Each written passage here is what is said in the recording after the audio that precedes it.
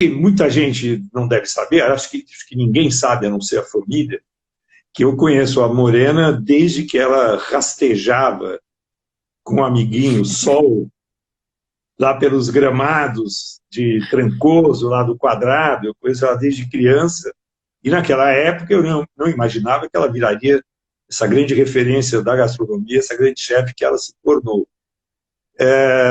Conta um pouquinho, antes da gente falar do programa, conta um pouquinho como é que foi essa sua trajetória entre rastejar com o sol pelos gramados de Trancoso e parar no Cordon Bleu de Londres, e parar no Capim Santo de São Paulo, no Instituto Capim Santo. É muita história para contar, mas conta assim, resumidamente, como é que você mergulhou na gastronomia.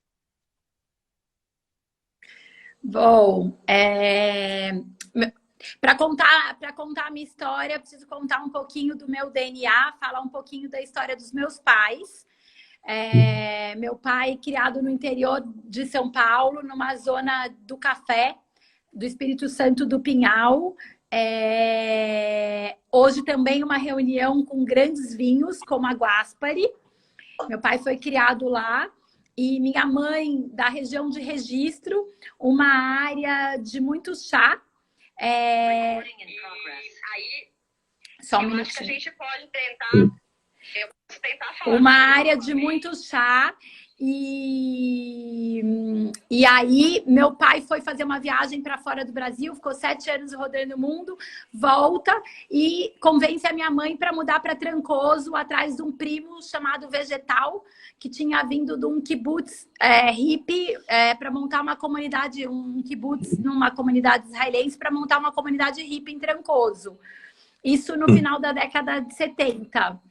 E para lá fomos todos nós, eu bebezinha, meu pai com gurgel cheio de arroz integral, eles eram macrobióticos, e essa comunidade acabou não funcionando, mas eles se estabeleceram em Trancoso, e minha mãe começou a fazer pão integral, meu pai vendia pão integral, minha mãe começou a fazer comida em casa, macrobiótica, antroposófica, num terreno cheio de abóbora e pim, no meio do quadrado de Trancoso. Lá eu fui criada. Esse pequeno restaurante que começou na casa da minha mãe e dos meus pais virou uma pequena pousada. Eu tomava café da manhã com os hóspedes que frequentavam a pousada. E aí um hóspede, eu achava que eu queria ser jornalista, porque eu adorava conhecer pessoas. Um hóspede me falou sobre antropologia, que é o estudo dos seres humanos. E eu, com 6, 7 anos, queria ser uma antropóloga e comentava: mãe, por que o mineiro é tão acanhado? Por que o carioca é tão expansivo? Por que o paulista é tão fechado? Vi que, através da maneira que elas comiam, eu podia entender um pouquinho sobre como elas eram. E fui morar na Inglaterra. Fui morar na Inglaterra com 15 anos em Cambridge. Lá eu morei com uma cambodiana, a budista, com uma russa judia, com uma turca muçulmana. Entendi ainda mais que eu podia entender as pessoas através dos seus hábitos alimentares. Da Inglaterra eu me mudei para Paris, me formei no Cordon Bleu em 99, há 22 anos atrás. Voltei para o Brasil, minha mãe estava inaugurando o Capim Santo em São Paulo, que tinha essa identidade de um restaurante de praia, de peixe, muito forte. Minha mãe, uma autodidata, ela aprendeu a cozinhar, ela é arquiteta intuitivamente, empiricamente, e eu venho para a cozinha dela trazendo, acho que a maior lição que eu tive na França, que não foi cortar nem grelhar, mas trabalhar a identidade local.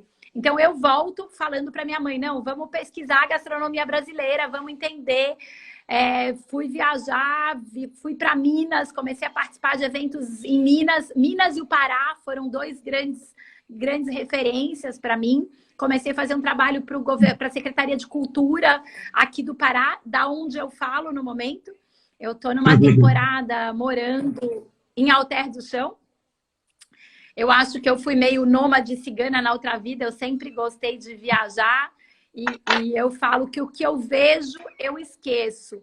O que eu escuto, eu lembro. E o que eu faço, eu aprendo. Então, a minha faculdade sempre foi a vida, vivenciar experiências sempre me trouxe repertório para minha cozinha, repertório para minha vida. E então é um pouquinho essa minha história.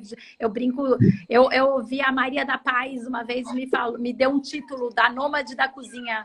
Eu adorei esse título, me identifico muito com ele. Eu acho que quanto mais eu viajo, quanto mais eu absorvo diferentes culturas, mais isso se reflete na minha cozinha. E o nosso programa, ele vai ser reflexo de um projeto que começou em 2005, que foi um livro de comida com música. Eu acredito que a música, assim como a comida, elas refletem a cultura de um povo. Você não precisa saber falar uma língua para poder entender sobre um povo. Você está contando a sua história, vamos contar um pouquinho mais dela. Mas você falou do seu DNA, falou que quando você mudou para Trancoso, ainda bebê, né, com seus pais, que eles abriram um bar que foi bem anterior ao Capim Santo, que depois tornou famoso, né? Era o Bar São João, não era? Bar São João. Bar São João. Eu estive, eu lembro de ter ido... Exatamente. Que são os pais do Sol, que era, não é? Que você brincava quando era criança. Pai do Sol, da Manhã e da Estrela, a voz do céu, oceano, vida. Então, eu lembro, uma história curiosa da minha vida, que eu uma vez estive lá em Trancoso, fiquei hospedado com seus pais, você era realmente bebê, ficava rastejando no chão com o sol e com outras crianças, e eu, retribuindo a gentileza deles de me hospedar, já que a gente se conhecia, tinha até laços familiares naquela época, eu me propus a ficar ajudando no Bar São João. E aí falei, pode deixar que eu vou ser o bartender do bar. E aí eu comecei a preparar drinks, coquetéis, caipirinha e tal. E naquela época, Trancoso era um paraíso idílico e absolutamente provinciano, não era nada, né? Era uma pequena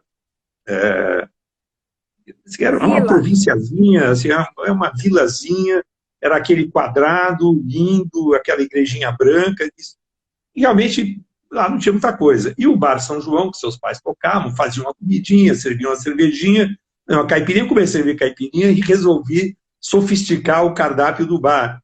E virou um assunto na vila, porque aí eu comecei a servir Dry Martini, Manhattan, Negroni. E o seu pai ficava maluco, porque aí eu pedia para ele ir lá para Arraial da Ajuda fazer compras de mantimentos para o bar. E eu falava...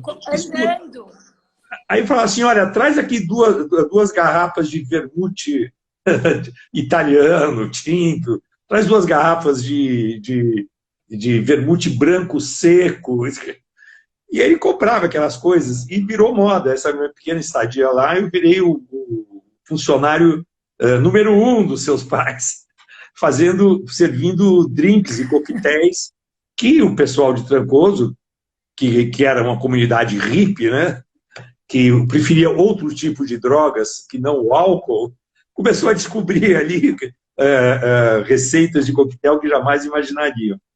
E quem diria, aquele Bar São João, que era uma coisa muito simples, né, muito acolhedora, muito provinciana, um pouco depois virou o Capim Santo e virou uma referência de cozinha brasileira a partir de Trancoso e depois com toda a sua atuação a partir de São Paulo também, né? E hoje em outras cidades também. Mas só para fazer essa pequena viagem no tempo, né? E voltar ao passado. Mas a Morena, ela, quando começou, não sei se está caindo sua conexão, mas quando você começou a assumir, depois de viajar pela Europa, e voltou para o Brasil e começou a assumir o Capim Santo, você teve uma carreira assim, meteórica, né? E o Capim Santo começou a crescer, era a filial de um pequeno restaurante da Bahia, né? E de repente virou uma coisa grande, e hoje, o que é o Capim Santo? Como assim? Como um negócio gastronômico, né? Quantos restaurantes você detém? Quantos restaurantes você ajuda? Quantas fundações? Você tem uma fundação também? Como que é hoje? O que que virou o Capim Santo?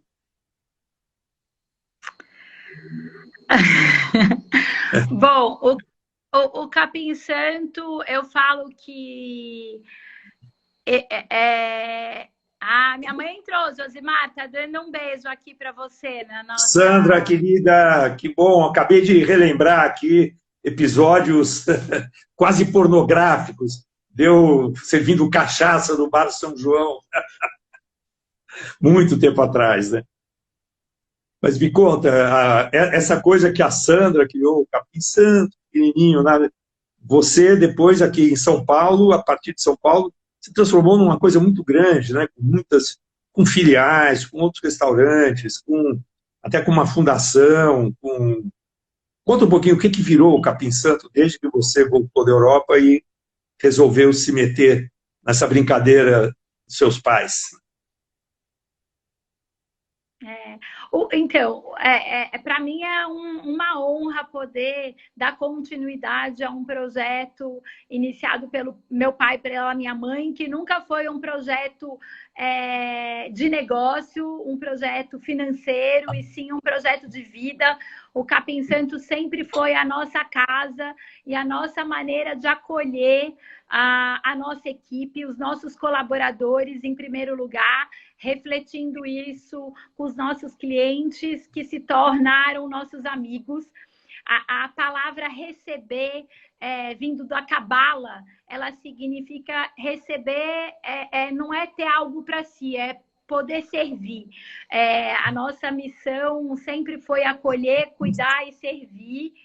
E eu sinto que eu dou continuidade a esse projeto iniciado por ele. A gente tem um elo muito grande com a nossa equipe, isso nos deixa muito feliz. Lá em Trancoso, a minha mãe tem como braço direito dela a Lili, que trabalha com ela na cozinha há 33 anos. E eu acho que eu herdei isso dos meus pais, tendo uma equipe tão fiel e tão parceira. Eu tenho o Flávio, Nando e mais uma turma gigante. As pessoas me perguntam, o Júlio, meu marido, estava aqui falando para a Juliana, aqui em Alter do Chão, como que a Morena consegue fazer tanta coisa? E o Júlio piscou e falou assim, é porque ela tem um poder gigante de delegar. Ela seduz pessoas para fazerem aquilo que ela sonhou em realizar. E eu acho que é isso. Assim, eu acredito tanto que a cozinha pode ser uma maçaneta para o mundo e que ela pode transformar vidas. A minha vida talvez fosse muito mais fácil ficando em Trancoso e tocando o negócio dos meus pais lá. Mas me aventurar nesse mar de São Paulo, tocando, né, como a gente falou, tantas coisas, um buffet, um instituto, vários restaurantes, por um propósito maior, pela vontade de expandir e dar oportunidade para cada vez mais pessoas trabalharem. Eu acho que o trabalho, ele dá dignidade para as pessoas, e o conhecimento, ele gera protagonismo na vida das pessoas. E eu acho que a gente tem que ser do tamanho dos nossos sonhos e do tamanho do nosso esforço, né? Eu não compreendo, eu não concordo e eu não aceito essa desigualdade social que a gente vive. Eu acho que a cozinha ela é democrática e ela consegue levar pessoas para que elas transformem vidas, né? Você pode nascer numa realidade e através da cozinha se lançar para outra. Não tem máscaras, né? Assim, a gente cria uma igualdade de um nordestino que veio da Paraíba, que não sabe ler nem escrever, com uma pessoa que foi fazer cordon bleu ao CIA. Eu não sou hipócrita, lógico que, né, se você tem um suporte financeiro, você pode talvez tentar abrir um restaurante, talvez desenvolver alguma coisa, mas no dia a dia da cozinha não adianta. Você tem que botar a mão na massa e você tem que ficar ali 15 horas em pé cozinhando, trabalhando. E se você não tiver muita garra e muito esforço, não tem classe social. Tem, além do talento, mais do que talento, para mim, é esforço. e dedicação e comprometimento para você trabalhar na cozinha. Então, eu acho que ela é muito democrática e eu me sinto privilegiada em utilizar a gastronomia para me comunicar com as pessoas. A cozinha, para mim, sempre foi uma forma de comunicação. Eu sou canceriana, eu sempre gostei de cuidar das pessoas e a minha maneira de cuidar e de acarinhar sempre foi através dos brigadeiros de colher e dos pudins e das farofas que eu adoro fazer. Como que é com essa sua relação que você tem com pessoas do Brasil inteiro, de várias classes sociais, e com a sua convivência que você teve na sua formação fora do Brasil, depois na volta do Brasil, você continua viajando muito o tempo todo. Como é que você, em termos de culinária, em termos de comida, como é que isso se refletiu nos seus cardápios? Assim, que tipo de cozinha você faz? Como você definiria? Uma cozinha brasileira, mas com muito antenada com muitas coisas, né? Não é uma cozinha baiana, não é uma cozinha... Não, como eu te falei, eu tenho 3 referências muito fortes, né? A Bahia, por ter sido criado nela, mas eu não venho de uma baianidade nagô raiz, porque Trancoso não tem essa atmosfera igual Salvador, tão afro. Trancoso é mais contemporânea, né? Mas fui para Salvador, me envolvi em Salvador. A minha mãe tem a Dora, que é a mãe do Sol, que é essa amiga baiana, que sempre nos trouxe referências de um pirão de leite, de uma carne seca, de um mangalô, de um acarajé, dessa cozinha mais baiana. Depois, eu vim muito para o Pará. E o Pará, a floresta amazônica, junto com a cozinha mineira, me ensinaram muito. De Trancoso, Josimar, eu fui criada num pomar. A casa dos meus pais em Trancoso tem biribiri, jaca, caju, mangaba, cacau, graviola, jabuticaba, pitanga, acerola.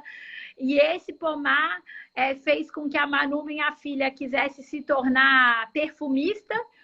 E eu, uma cozinheira que adora misturar fruta na comida. Então, eu acho que isso é uma característica. Eu vivo um conflito pessoal. Eu fiquei 2 anos rodando o mundo, agora 2017, 2018.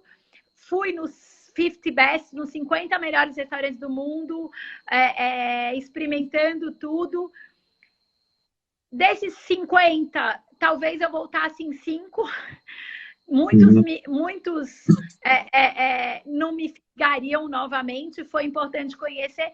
Mas hoje eu acredito cada vez mais numa cozinha simples, numa cozinha sustentável.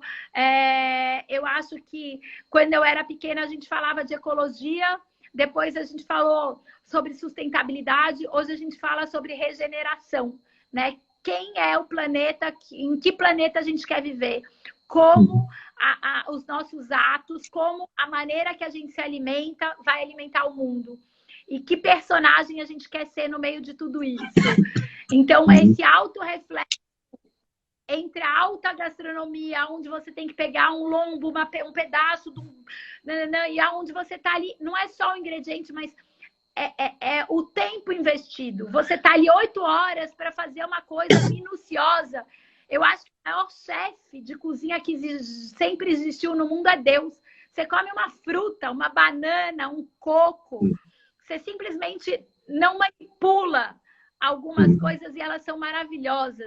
Então, de vez em quando, comer uma comida manipulada é um banquete, e é um acalanto, e é uma delícia.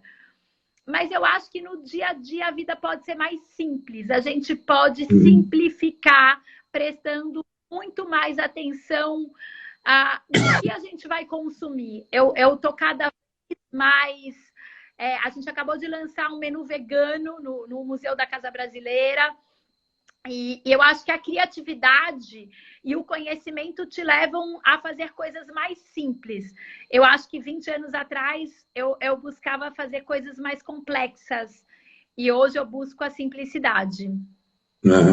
E a comida também é uma expressão Quer dizer, quanto mais genuína e autêntica, né, a comida for, uma expressão genuína, autêntica de um sentimento, de uma cultura, de uma pessoa, ela não depende da complexidade, ou pode ser complexa ou não ser, mas ela vai ser verdadeira se ela realmente expressar a alma, né, de quem está fazendo, do lugar que ela aparece. Né? Aliás, falar nisso, outra expressão da alma e da cultura e da arte é a música, né? Então, a gente pode falar um pouquinho agora do seu programa, que você vai ter no canal, aqui no canal Sabor e Arte, que é um programa que une sons e sabores, e que foi originário de um livro, né, que, na verdade, aqui no canal, a gente tem procurado sempre os apresentadores, os chefes, os talentos, as pessoas que estão aprendendo os programas, a gente desde o início procurou ter uma relação muito íntima com esses apresentadores, com esses chefes, procurar ver o que eles teriam vontade de fazer. E a Morena, quando eu a procurei a primeira vez para falar sobre o canal, eu perguntei para ela, antes de falar as ideias que eu tinha para ela, o que você tem feito, o que você acha que seria legal transformar em som e imagem na TV? E aí você me contou desse livro, que no fim virou a gênese do programa Sons e Sabores, que você vai apresentar. Então, conta um pouquinho a história do livro e como que a cara que ele vai ter como programa. Então, conta a história do livro. Ele em 2004 eu estava servindo no buffet, o Capim Santo na Ministro, a gente tinha um buffet, e uma pessoa virou e falou assim, nossa, era uma bandeira do Brasil com um monte de fruta, que quadro lindo! E eu respondi, obrigada, é a capa do meu livro. E ele perguntou, que livro? Eu falei, chama Brasil Sons e Sabores.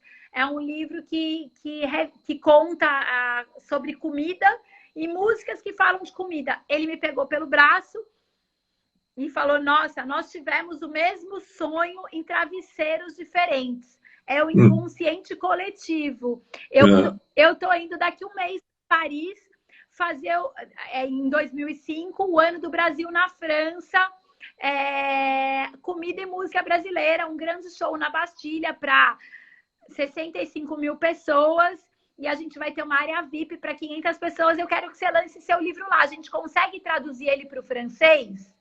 Daqui um mês. O livro não tinha nem sido fotografado. Eu saí ligando o fotógrafo, para o editor, para a Mariana Aidar, que é a minha amiga cantora, e a gente gravou o disco, filmou e fotografou as receitas em 15 dias, fez o livro em francês. E lá estávamos nós, em Paris, fazendo o Ano do Brasil na França, com os sons e sabores do Brasil, duas formas e reflexos da nossa tão linda cultura brasileira, né? A gente não precisa saber falar japonês ou árabe para entender a essência da alma de um povo através dessas duas formas, da comida e da música. E aí, esse foi o primeiro livro. Eu estou refazendo ele agora com Moreno Veloso, a segunda versão do livro, que a gente deve ter numa segunda temporada de verão. Então, a gente começa a primeira temporada, eu e Mariana Aidar, são 12 músicas. Então, a gente vai cantar Abacateiro, acataremos teu ato, nós também somos do mato, como o pato e o leão. E a gente ensina a fazer guacamole. E conversa e bate papo. Depois a gente vai cantar Olha a banana, olha o bananeiro. E aí ensina a fazer uma receita, um tartar de banana da terra com tucupi. E aí são receitas, né? A gente tem milho, a gente tem chocolate, tem goiaba, laranja. E cada receita tem uma história e uma música. Vai ser um programa divertido. A gente está bem, bem feliz. A gente já sabe qual é o programa que a Morena Leite vai apresentar, e ela até já deu uma palhinha, até cantou um pouquinho de algumas das músicas, né? Que nessa temporada do programa, a Mariana Aidar vai estar ao seu lado interpretando musicalmente os ingredientes, né? E você vai estar cozinhando ali, vai estar ensinando algumas receitas baseadas nesses ingredientes, né? E já temos tudo gravado. A gente está fazendo um sarau gastronômico, que são comidas músicas, com repertório musical super saboroso. É que É muito rico. Diga. Tem muita música que canta a comida, né, na nossa cultura. É. Não, eu acho que é super bacana a gente fazer esse sincretismo entre expressões artísticas, né? Porque a comida é uma arte, né? Quer dizer, a culinária é uma arte. Isso é até questionável, é discutível. Olha, Eu não tenho dúvida. Eu tenho, eu tenho aqui tatuado uma colher e um pincel há 21 anos. Eu fui fazer um evento em Chicago em 2000, 2001 e era representando o Brasil num festival latino-americano no John Hancock Center. E aí tinha lá, nesse restaurante, colher de prata e um pincel. Eu achei aquilo tão lindo que eu tatuei uma colher e um pincel no meu pulso. Sabor e arte. Então, do canal não é apenas mostrar a culinária e receitas, né? Mas todas as relações humanas e culturais que a comida traz. E o programa da Morena Leite, Sons e Sabores, é um dos que vai trazer isso na veia, né? E na pele também, como ela mostrou aí a tatuagem dela. Mas ela vai trazer na veia as relações que a gente pode fazer entre uma expressão artística e prazerosa e cultural, como a comida, e uma expressão artística prazerosa e cultural, como a música também, né? E Morena, eu lembro que na época você também me mostrou vários outros projetos de livros que você tem, né? Conta um pouquinho sobre seus outros planos literários. Eu sempre, desde o meu primeiro livro, eu já editei 8 livros e tenho mais 8 livros aí saindo do forno. Quando eu me interesso por um tema, eu pesquiso esse tema e gosto de mergulhar nele e depois transformar esse tema num livro. Aquilo que eu falei, aquilo que eu vejo, eu esqueço, que eu escuto, eu lembro, o que eu faço, eu aprendo. Então, minha maneira de aprender as coisas é transformando elas em livro. Eu tenho um livro lindo que é sobre a comida dos orixás, que é Axé, Alimento da Alma. É um livro muito, muito, muito interessante, que fala da mitologia dos orixás e dessa relação com a comida dessa diáspora africana que veio para o Brasil. Depois eu tenho um livro sobre a história dos casamentos, chamado Altar, Receitas para Casar. Um livro de comida com arte. O ano que vem a gente, né, vai ter aí comemorar a semana de 22, em 2022. Então, nós selecionamos 22 artistas e estamos interpretando, eu junto com o Vico Croco, que é um chefe amigo do Sul, interpretando a cozinha pela Tarsila do Amaral, pela Tomi Otaki e por 22 artistas lindos brasileiros. Então, tanto a questão histórica desses artistas como a identidade visual de uma tela deles que a gente vai reproduzir através de um prato. Então, é muito gostoso poder compartilhar histórias através de comida. Cada menu que eu faço, ele conta uma história. Eu fui morar na Indonésia em 2018, 2019, eu voltei aí com o nasi goreng, falando muito do arroz, né? Que é um ingrediente que roda o mundo. Você come a paella, você come o risoto, você come o jambalaya, você pode contar, né, um arroz de carreteiro. Você pode contar a história do mundo através do Baião arroz. de dois. Baião de dois, o arroz japonês, o sushi, né? Na Tailândia, na Índia. Você dá uma volta ao mundo com arroz. E aí a gente também começa a ver na era das navegações, nessas viagens portuguesas, eu juro, eu cresci achando que a jaca era baiana, né? Que o biribiri era baiano, que o coco era baiano. Que o quiabo era mineiro. Aí eu chego no Egito e me deparo com o quiabo, ocra. Eu falei, gente, mas tem quiabo no Egito? Aí eu chego lá em Bali, tem biribiri, que é o bilimbim. Eu falei, meu Deus do céu, a manga veio da Índia. Como assim? o que que é nosso, né? E aí a gente vai descobrir que o maracujá, que o aipim. Então, e nós temos essa cultura brasileira tão linda que absorve a cultura global, né? Então, como que a gente pode pensar global e agir local? Porque hoje em dia não dá para ser por isso. A gente está conectado com o mundo. É difícil falar de brasilidade falando de purismos, né? Eu tenho uma descendência libanesa de um lado e uma descendência portuguesa de outro. Como que a gente junta tudo isso sem deixar de ser autêntico, sem deixar de ser brasileiro? Eu acho que a raiz da mandioca, as nossas farofas e a tapioca ela absorve um shoyu de coco e um filhote. Você pode fazer um tartar de tapioca, de sagu de tapioca com shoyu de coco, né? E fazer esse mix dessa cultura japonesa com as nossas frutas, com os nossos ingredientes. Eu acho que tá aí essa riqueza. A gente entender a especificidade de cada cultura, de cada lugar, mas acho que desde a época dos descobrimentos, desde o século XVI, né, que o milho, que é nosso, que é brasileiro, é americano, o tomate, que é da América Latina, tantos ingredientes, o amendoim também é brasileiro, isso foi parar nas mesas europeias e vice-versa, né? Então, hoje, realmente, eu imagino um italiano comendo uma polenta italiana e você dizer para ele que o milho veio aqui de São Paulo, sabe? Que não tinha milho na Itália 500 anos atrás. Ele não vai acreditar. Como, a polenta é italiana? Mas que... Pazzo, a polenta é italiana. Assim como um mineiro, você fala que o porco não é brasileiro. Como assim? Como o porco não nasceu em Minas Gerais? Né? Ele não vai acreditar. Né? O tomate o tomate veio da América Central, da América Latina, né? E você imagina um italiano hoje acreditar que o tomate não é italiano, que o molho pomodoro só existe. Na verdade, na Itália faz 200 anos que eles começaram a comer tomate, porque na época das navegações, quando o tomate foi da Europa, da América para a Europa e chegou na Itália, era um enfeite, né?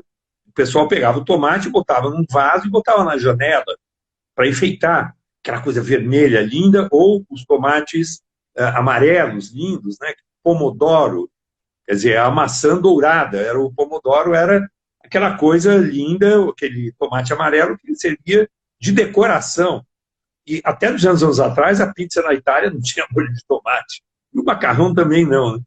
E hoje... Você sabe que nessa minha viagem para o Egito, eu me deparei com duas coisas muito engraçadas.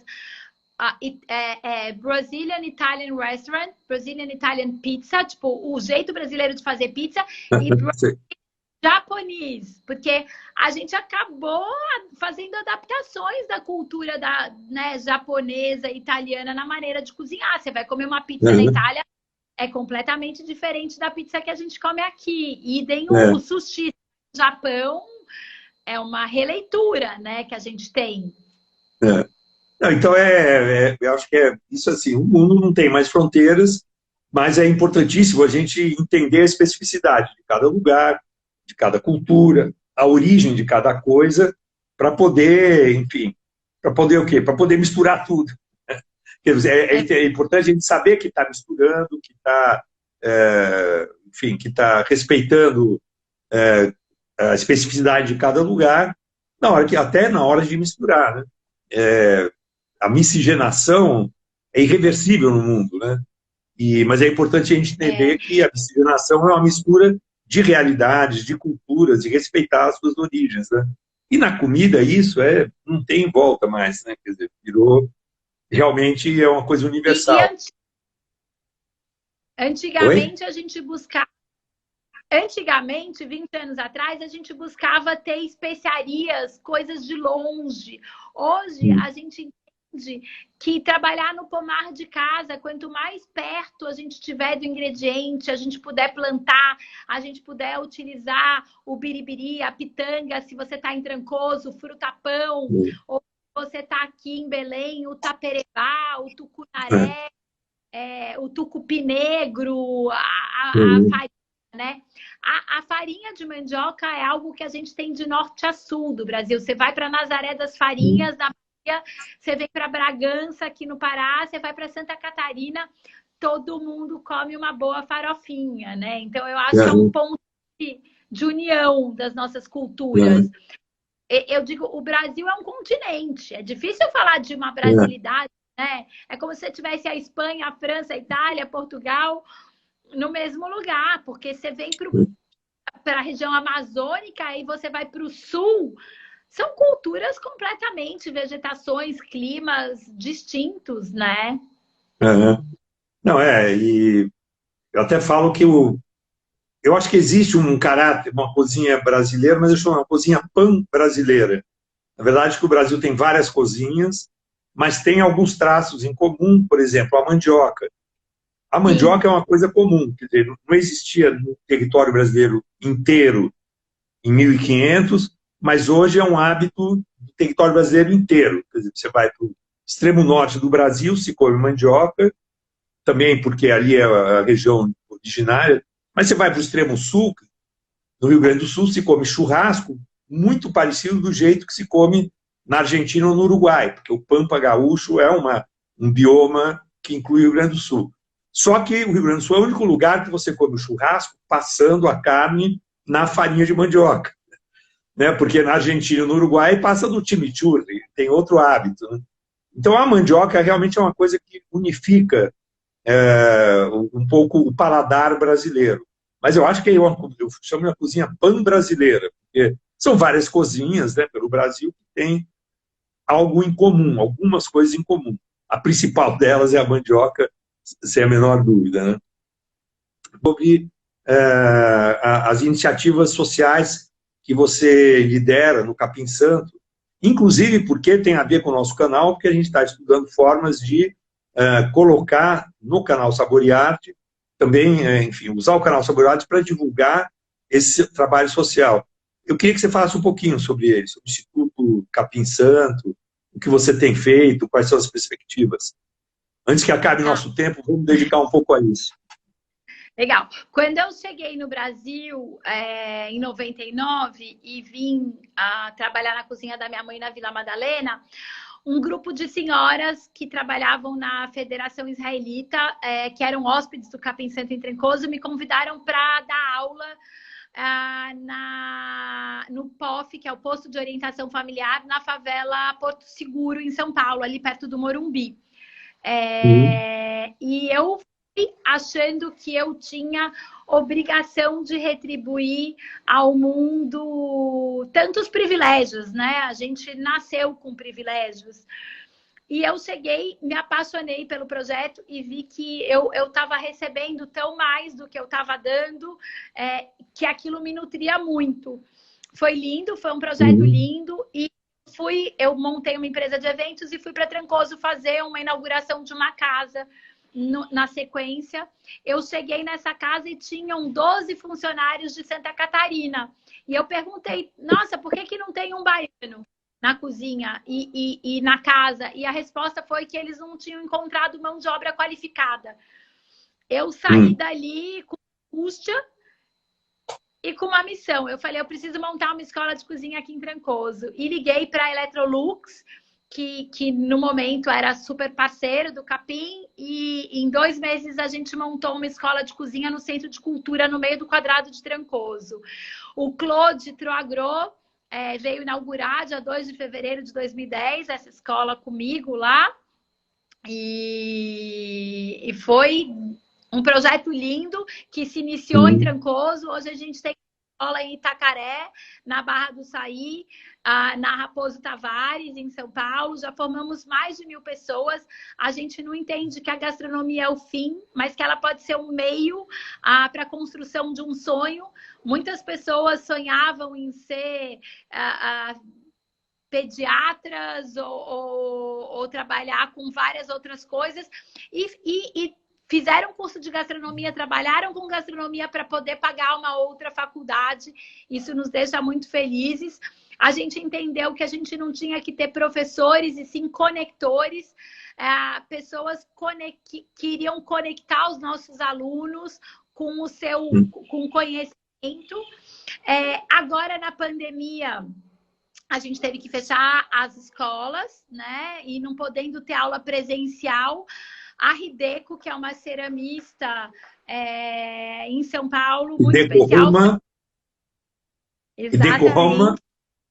Exatamente. Ela fez um projeto chamado Sukiyaki do Bem e acabou arrecadando 20 mil reais e me ligou para doar para o Instituto, para a continuidade das aulas. Mas como a gente não podia ter aula presencial, a gente resolveu investir esse dinheiro que a Rideco nos doou para captar imagens e fazer um projeto visual com temas de gastronomia e podendo compartilhar com os nossos alunos. Virou uma plataforma chamada Pitadas de Sabor, uma enciclopédia visual dos saberes da alimentação. Acabou ficando maior do que a gente imaginava, são 100 temas, com 100 experts, tanto na parte teórica quanto na parte prática, falando da cozinha. Então, a gente tem aula de sous vide, tem aula de Thermomix, tem aula de brasa, tem aula de vapor, de comida crua, de contabilidade na gastronomia, como montar um negócio. Essa plataforma vai ser jornalismo gastronômico, até isso tem de jornalismo gastronômico, que foi a aula que eu gravei para você. Foi maravilhoso. São as 100 pessoas que a gente acredita que formaram a gastronomia brasileira atual, né?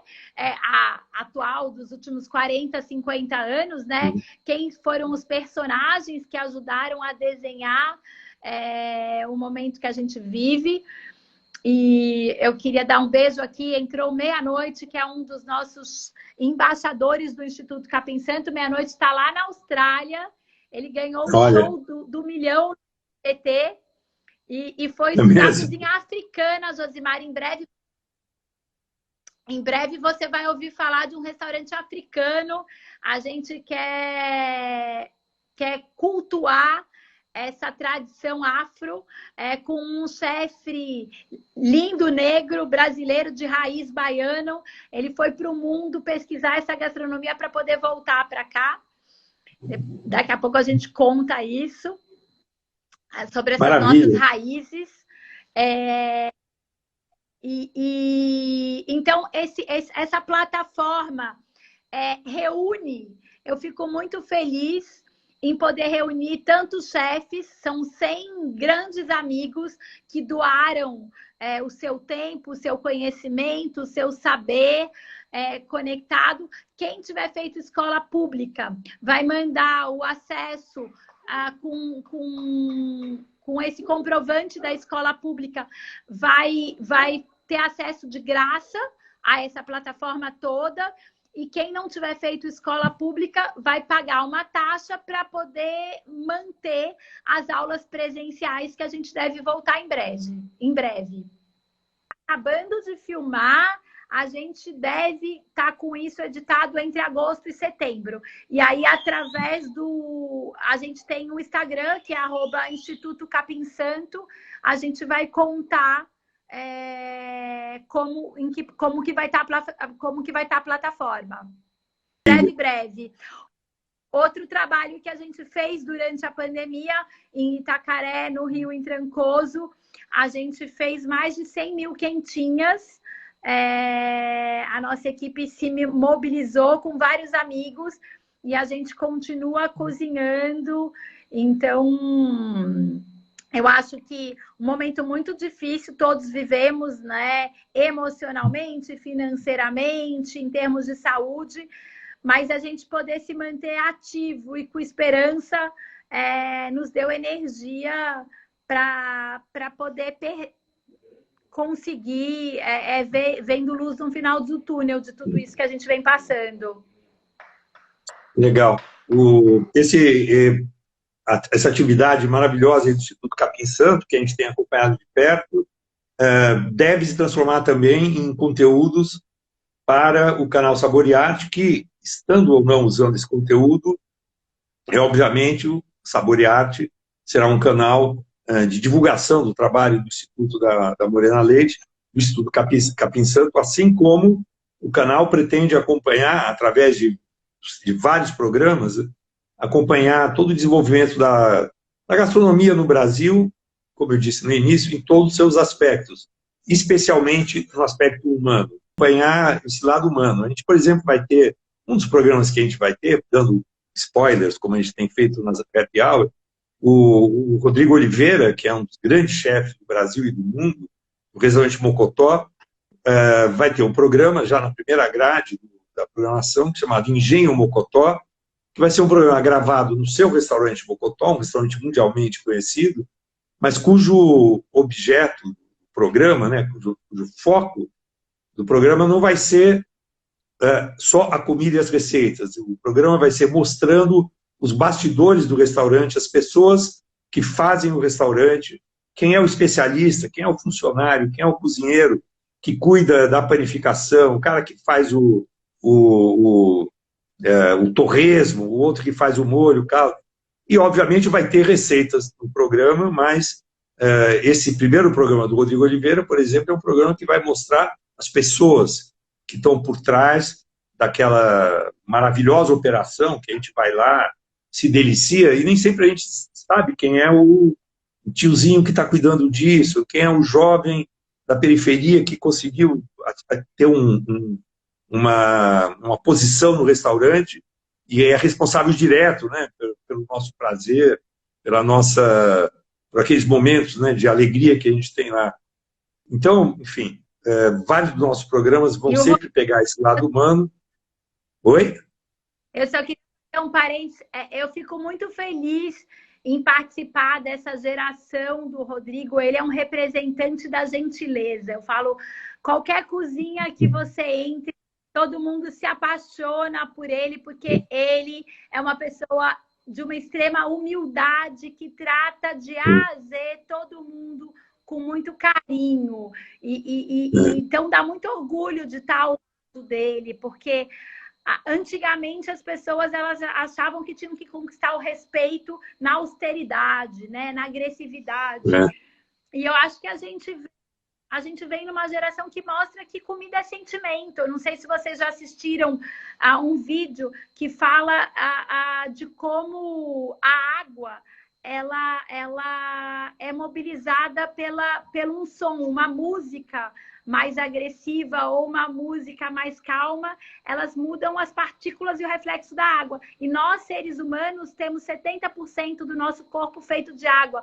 Quando a gente é bem tratado, a nossa energia ela sobe. Quando a gente é maltratado, a nossa energia ela baixa. Então, a gente tem que tratar a nossa equipe dentro da cozinha com muito amor e carinho. Isso vai se refletir nos nossos pratos. E eu acho que o Rodrigo, ele entende isso com muita integridade. E ele desempenha isso com carinho. Bom, Morena, muito a gente bom. está nos últimos minutos, últimos segundos da nossa live. Não sei se você quer dar uma última mensagem ou, se quiser, se despedir, é agora. Eu queria primeiro te agradecer pelo convite. Eu imagino quanto deve ter sido dolorido e difícil para você escolher inicialmente 8 chefes. Eu vou te confessar que para escolher 100 pessoas para participarem da plataforma, já fiquei assim, ai meu Deus, que difícil, porque a gente tem tanta coisa maravilhosa. Então, falar que para mim é uma honra e eu espero honrar a sua escolha. De poder participar desse canal, que para mim é um privilégio. Não tenha dúvida que você vai honrar. E, olha, Saboreate vai ser um canal, já vai começar meio irresistível e logo, logo vai se tornar indispensável para quem gosta da gastronomia, da arte, da cultura e dos sabores.